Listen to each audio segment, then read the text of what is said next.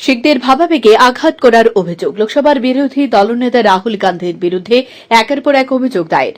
আমেরিকার শিখদের পাগড়ি নিয়ে মন্তব্যের জেরে রাহুলের বিরুদ্ধে ৩৬ করে ৩টি অভিযোগ দায়ের করা হয়েছে।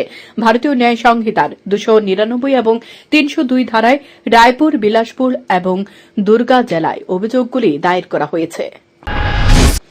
কাশী বিশ্বনাথ মন্দিরে ভয়ঙ্কর কাণ্ড। মঙ্গল আরতির সময় লেগে গেল আগুন। ভক্তরা হঠাৎই দেখতে পায় মন্দিরের চূড়ায় এক পাশ থেকে আগুনের শিখা দেখা যাচ্ছে। সঙ্গে সঙ্গে খবর দেওয়া হয় দমকলে, তবে পুলিশ ও সেবায়িতদের তৎপরতায় আগুন নিয়ন্ত্রণে আনা সম্ভব হয়। নেভিয়ে দেওয়া হল আলো, বন্ধ করে দেওয়া হল বিদ্যুৎ সংযোগ। প্রাথমিক তদন্তে অনুমান শর্ট সার্কিটের জেরে আগুন লেগেছিল। জীবনের প্রথম চাকরি, তাও আবার আন্তর্জাতিক সংস্থায়। নিজের ১০০% কাজের জন্য সবই দিয়েছিলেন যুবতী, কিন্তু শেষে যা পরিণতি হল তা মানা যায় না। বছর ২৬-এর যুবতীর আত্মহত্যা নাড়িয়ে দিয়েছে গোটা দেশকে। অভিযোগ, অফিসের অত্যাধিক কাজের চাপে আত্মহননের পথ বেছে নিয়েছেন যুবতী। যদিও ওই আন্তর্জাতিক সংস্থার তরফে এই অভিযোগ অস্বীকার করা হয়েছে। এবার মৃত যুবতীর বাবার সামনে আনলেন এমন সব ভয়ঙ্কর তথ্য যা ভয় ধরানোর মতো। উৎসবের মরশুম এবং ছুটির দিনে সবসময় সমস্যার সম্মুখীন হন রেল যাত্রীরা। সে সময় নিশ্চিত টিকিট পাওয়া খুব কঠিন।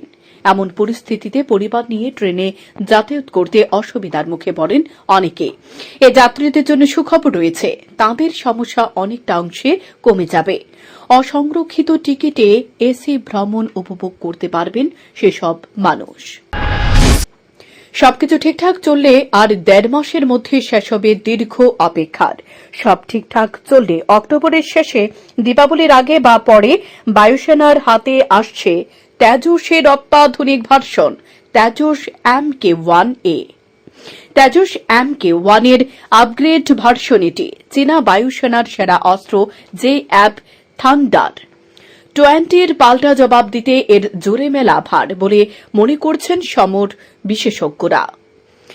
ভারতীয় প্রযুক্তিতে তৈরি 4.5 জেনারেশনের যুদ্ধ বিমান এটি। এবার নতুন অশান্তি উঠল পিটিএ খুনের অভিযোগ, তাও আবার একসঙ্গে দুটি বিশ্ববিদ্যালয়ের। বাংলাদেশে ঢাকা ও জাহাঙ্গীরনগর বিশ্ববিদ্যালয়ের দুই যুবকের পিটিএ মেরে ফেলার অভিযোগ উঠছে। একদিকে যেখানে ঢাকা বিশ্ববিদ্যালয়ের মোবাইল চোর সন্দেহে এক যুবককে বেধড়ক মারধর করে মেরে ফেলা হয়, অন্যদিকে জাহাঙ্গীরনগর বিশ্ববিদ্যালয়ে ছাত্রলীগের এক নেতাকেও মারধর করে মেরে ফেলা হয়। একই দিনে এই ঘটনাকে কেন্দ্র করে উত্তেজনা ছড়িয়েছে। পুলিশ অভিযোগ দায়ের হয়েছে। সোশ্যাল মিডিয়ায় ভাইরাল হয়েছে নৃশংসভাবে মারধরের ভিডিও। তোলপাড় দক্ষিণ ভারতের রাজ্য অন্ধ্রপ্রদেশ। শুরু হয়েছে রাজনৈতিক বিতর্ক। এবার লাড্ডু বিতর্ক গড়ায় সুপ্রিম কোর্টে। শুক্রবার এক আইনজীবী সুপ্রিম কোর্টে মামলা দায়ের করেন। তাঁর অভিযোগ, প্রসাদী লাড্ডুতে পশুর চর্বি মিশিয়ে হিন্দু ধর্মাবলম্বী মানুষদের ভাবাবেগে আঘাত করা হয়েছে। অগণিত ভক্ত যারা এই প্রসাদকে পবিত্র আশীর্বাদ হিসেবে মনে করেন, তারা মানসিকভাবে আহত হয়েছেন। আবেদনকারী জানিয়েছেন, লাড্ডু বিতর্ক মন্দির প্রশাসনের গাফিলতি। হিন্দু ধর্মের পবিত্র রক্ষণার্থে পদক্ষেপ করা উচিত। ২০২৬ সালের মার্চের আগে দেশ থেকে নিশ্চিহ্ন হবে মাওবাদীরা। আবারও এমনটাই দাবি করলেন কেন্দ্রীয় স্বরাষ্ট্রমন্ত্রী অমিত শাহ।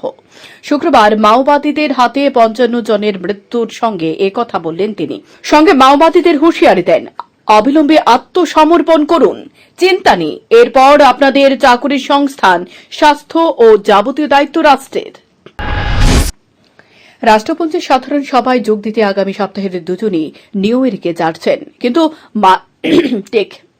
রাষ্ট্রপুঞ্জের সাধারণ সভায় যোগ দিতে আগামী সপ্তাহে দুজনই নিউ ইয়র্কে যাচ্ছেন, কিন্তু আমেরিকার প্রেসিডেন্ট জো বাইডেন সহ একাধিক রাষ্ট্রনেতার সঙ্গে মুখোমুখি বৈঠক করলেও বাংলাদেশের নয়া অন্তর্বর্তী সরকারের প্রধান উপদেষ্টা মোহাম্মদ ইউনূসের সঙ্গে প্রধানমন্ত্রী নরেন্দ্র মোদীর কোনো দ্বিপাক্ষিক আলোচনা হবে না। বুধবার বিদেশ মন্ত্রকের সূত্র উদ্ধৃত করে প্রকাশিত একটি খবরে এই দাবি করা হয়েছে।